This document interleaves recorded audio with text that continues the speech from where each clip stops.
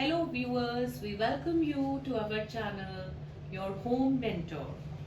In today's module, we are going to bring for you stanza-wise explanation of the poem An Elementary School Classroom in a Slum by Stephen Spender.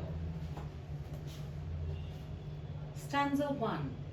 Far, far from gusty waves, these children's faces, like rootless weeds, the hair torn round their pallor, the tall girl with her weighed down head, the paper seeming boy with rat's eyes, the stunted, unlooking air of twisted bones, reciting a father's garland disease. His lesson from his desk, at back of a dim class, one unnoted, sweet and young, his eyes live in a dream of squirrel's game in tree room other than this. In the above stanza, the poet describes a classroom in which children are sitting.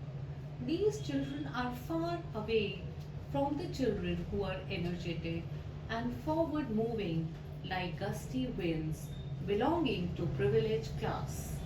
The children in this class are pale and weak with rough hair like unwanted weeds. A tall girl sitting with her head drooping down due to the load of poverty. The paper like thin boy is stunted in height as he is unfortunate to acquire genetic deformity of bones from his father. He has rat eyes like a rat, he cannot hold his anxiety. In this dim classroom is sitting a sweet boy, unnoticed, who is looking outside the window of his classroom, which ironical is not the window of opportunities. The boy, unlike other children in the class, has dreams in his eyes. He is observing the squirrel outside the class. Perhaps he is dreaming of the tree room instead of that dim classroom where he could explore nature. This boy has dreams for his future. Stanza 2. On sour green walls, donations, Shakespeare's head, cloudless at dawn, civilized dome riding all cities, bellflowery, Triolus Valley, open-handed map, awarding the world its world. And yet, for these children, these windows, not this map, their world, where all their futures painted with a fog, a narrow street sealed in with a lead sky, far, far from rivers, caves, and stars of words. The poet here describes that the classroom had posters of Shakespeare, Triolus Valley, and open-handed map of the world. But these donated posters are of no use to children who are confined in dark classrooms, far away from rivers, caves, and stars.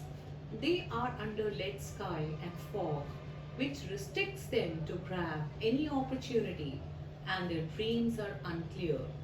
Their future is dark and hopeless. The slums in which these children live are reduced by tall buildings with domes. The poet conveys through the stanza that slums exist to sustain the cities which are progressing fast. Stanza 3.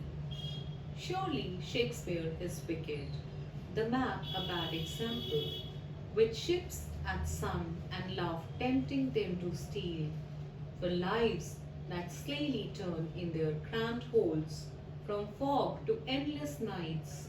On their slack heap, these children wear skins, peep through their by bones and spectacles of steel with mended glass, like bottle bits on stones.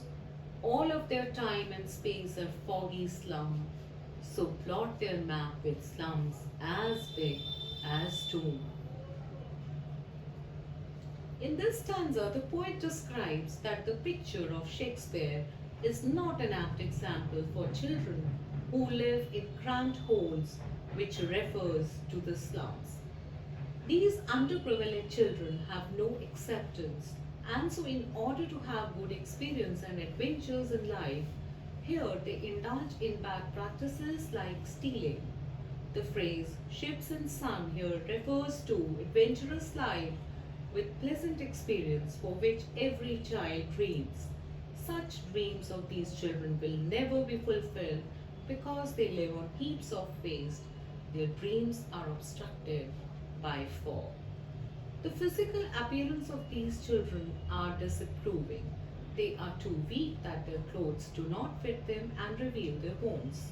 They have hard expressions like stone on their face, which is covered by heavy steel spectacles like bottle bits on stones. The glasses they wear are mended and inexpensive. The place where these children live are foggy. The poet says that these slums have blotted their future. The size of slums is increasing in the world. Stanza 4.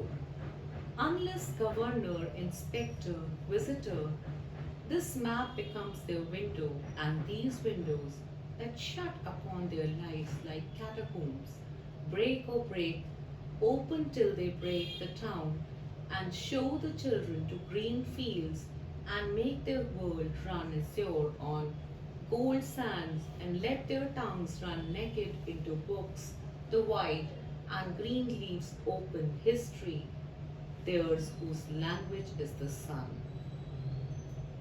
The poet urges the government agencies to make the maps hanging on the wall as a reality for the children living in slums. The poet urges them to look into the problems of these deprived children.